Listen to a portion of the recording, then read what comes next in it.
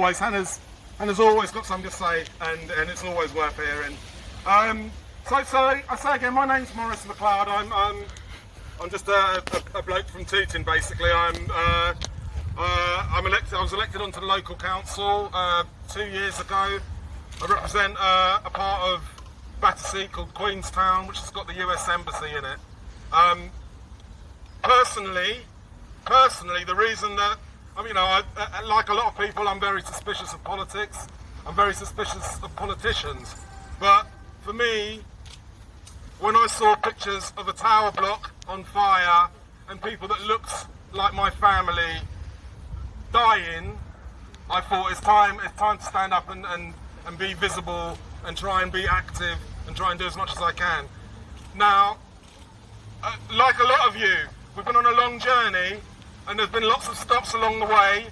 There's been New Cross, the New Cross fire, there's been Tottenham, there's been Brixton, there's been Stephen Lawrence, there's been the Windrush scandal, and every time there's been Grenfell, and every time we say we're going to learn from this, we're going to do better, we're going to fix the things that we know are wrong in our society.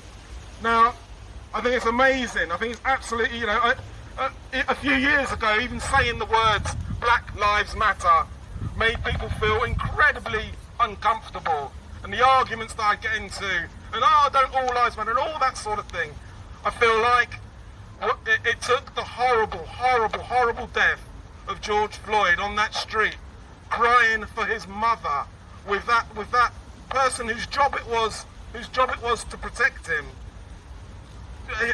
took his life away, and when the look on his face had no concern, knew or believed that nothing would happen to him, because nothing ever happens.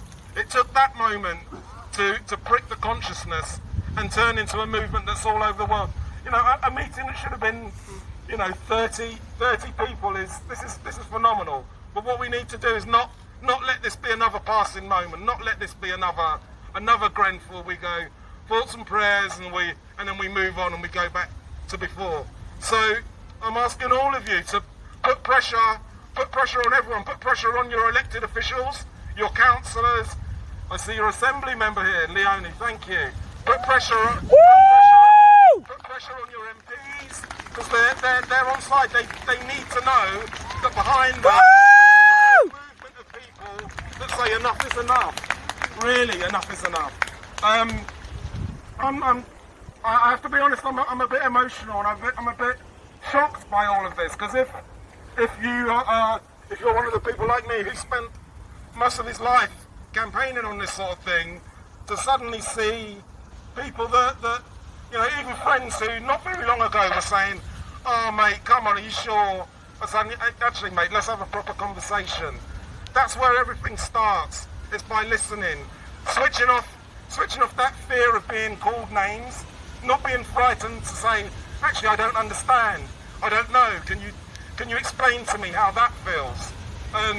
If we can get to that place, and there's this moment that we're in now, in the middle of this horrible pandemic that's made us all think about our lives and who we are and how we connect with the people that we love. And I think those two things aren't connected. I don't think those two things are unconnected. It's made this moment more intense. And so all I can say genuinely from the bottom of my heart, I'm so moved to see you guys out here. In fact, I'm so moved. I'm going to take a bit of a liberty. When the riots in Ferguson happened, I'm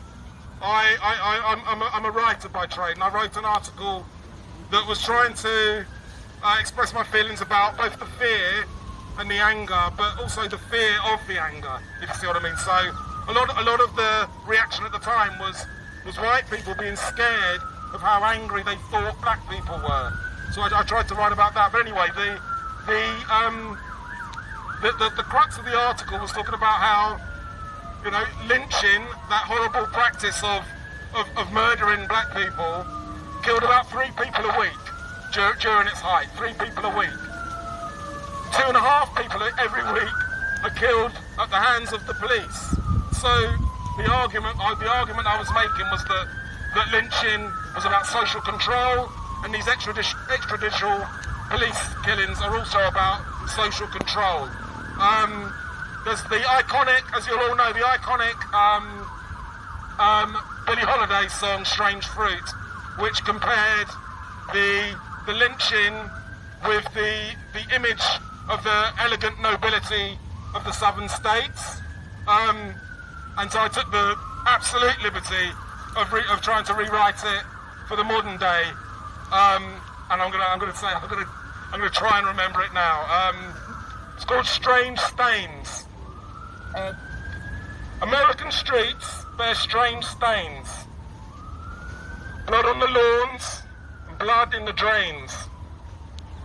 Black bodies dying in the city streets. Strange stains left for their folks to see. Familiar tale of urban life. A bitter cop, a scared housewife, a teenage boy just walking home, then the sudden crack of lead on bone. Here is a stain to boil the blood, to fuel the marches and to raise the flood, for the streets to rise, for the heads to roll. Here is a stain on society's soul. Thank you. So